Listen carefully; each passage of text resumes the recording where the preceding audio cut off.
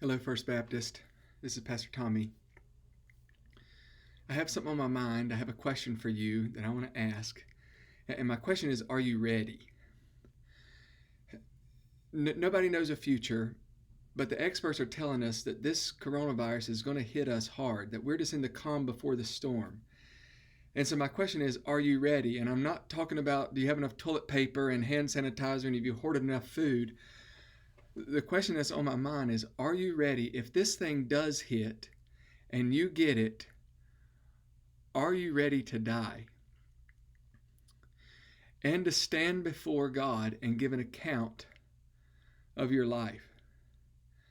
I want to get you ready.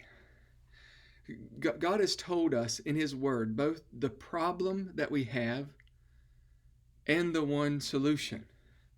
And you know, the Bible starts in Genesis where God creates a world, a physical world, to put on display His wisdom and His power and His kindness. And He created us, and He created us to enjoy Him. You know the story. You can read in the Bible, but you can look out the window and see that all of us have rebelled, that we've chosen to live not for Him, not to trust Him, but to live for ourselves. And you know that we've made a big mess, both by His active judgment against our disobedience, but also because anytime people are selfish, it creates suffering and a whole lot of drama. And you know this mess. You feel this mess. All of our relationships are hard. Some of them are really hard. This world is working against us. Mosquitoes are trying to eat us, and coronavirus is trying to kill us. And on top of all that, every single one of us know that we're not as good as we know we ought to be.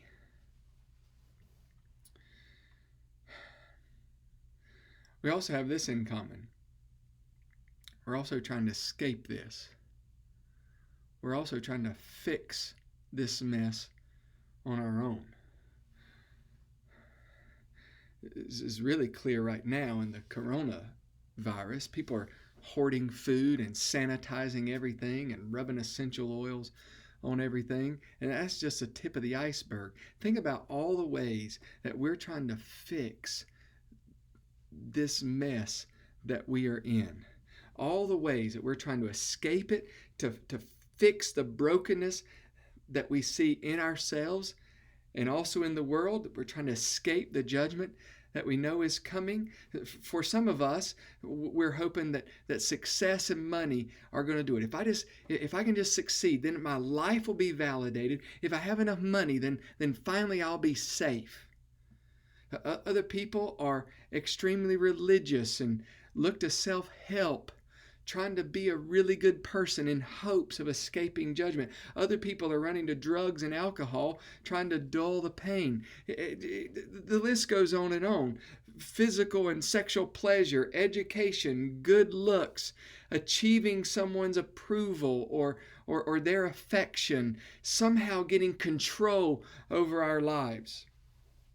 All in hopes of achieving satisfaction and validation, hoping we can escape the brokenness.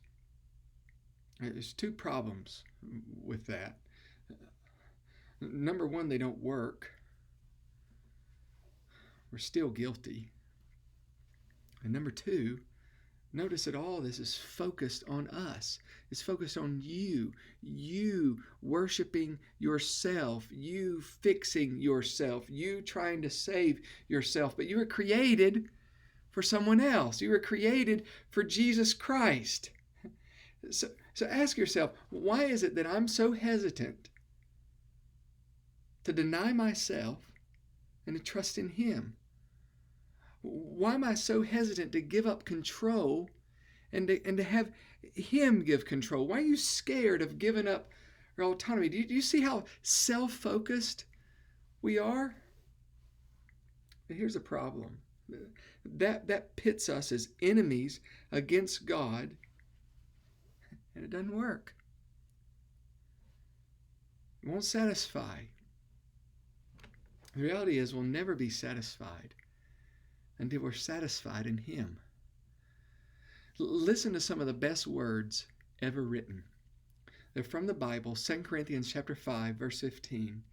Christ died for all, so that those who live might no longer live for themselves, but for Him who died and rose again on their behalf. Jesus, the God-man, was sent by the Father into our mess, and He never disobeyed. He always worshiped. He never lived for Himself.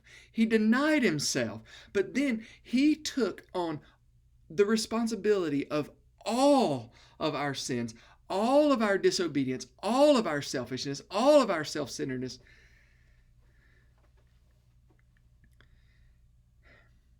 And He was tortured, humiliated, abandoned, and then killed in our place for our guilt.